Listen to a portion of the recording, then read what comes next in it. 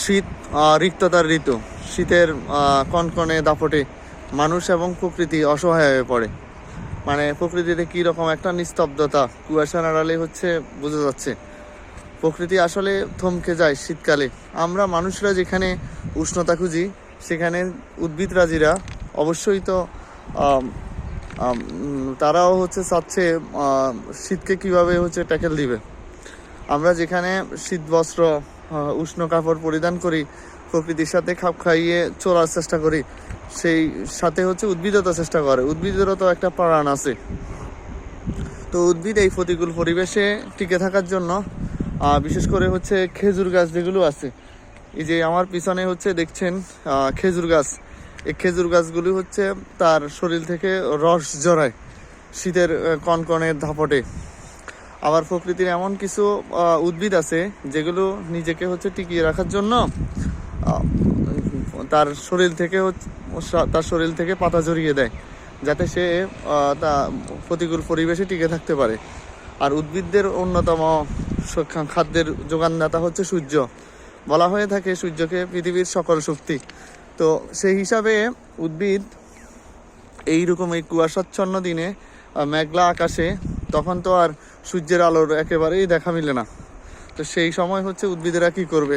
এমনও দেখা যায় শৈত্যপ্রবাহজনিত কারণে 3-4 দিন উদ্ভিদ সূর্য দেখাই মিলে না।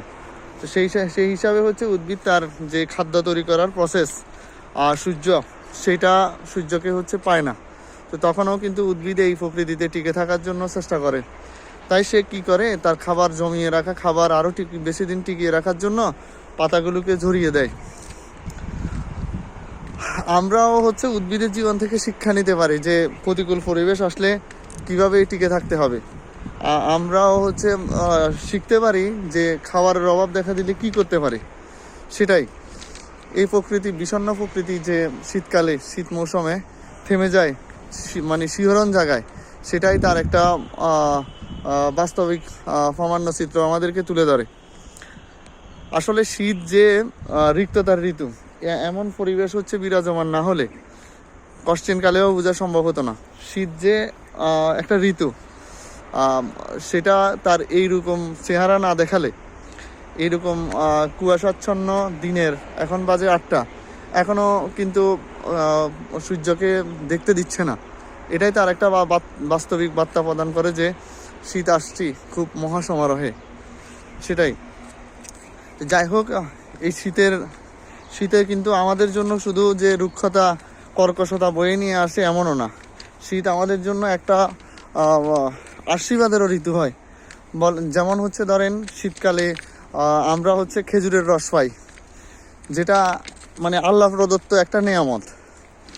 এই নেয়ামত যদি শীতকাল না আসতো তাহলে হয়তো বা আমরা পেতাম না, যেটা আমরা পাই আর কি। কিন্তু আরও অনেক কিছুই আমরা পাই এই শীতকালে। যেমন শাকসবজি বলেন, যেটা কৃষকেরা জমিতে চাষ করে লাভবান হয় এই শীতের ঋতুতে। তাহলে শীতকাল যে যেমনটা ক্ষতির কারণ হয়ে দাঁড়ায়, তার থেকে বেশি আমাদেরকে দিয়ে যায়। সেদিক থেকে শীতকালটা বারংবারই ফিরে আসুক, তবে সূর্যি মামা সহ। কারণ এই পৃথিবীতে শক্তির যোগান দিতে হলে সূর্যকে মাস্ট লাগবে। সূর্য ছাড়া এই পৃথিবী টিকবেই না। তাহলে সূর্যের অন্তরালেই কিন্তু পৃথিবীর বসবাস। সূর্যকে না দেখা গেলে এই পৃথিবীটাও দেখা যাবে না, কারণ হারিয়ে যাবে। যেখানে সূর্য না থাকলে উদ্ভিদরা তাদের নিজের খাবার তৈরি করতে পারবে না। তো সেখানে উদ্ভিদকে টিকিয়ে রাখতে হলেও সূর্যি মামার দরকার আছে। এটাই আর কি।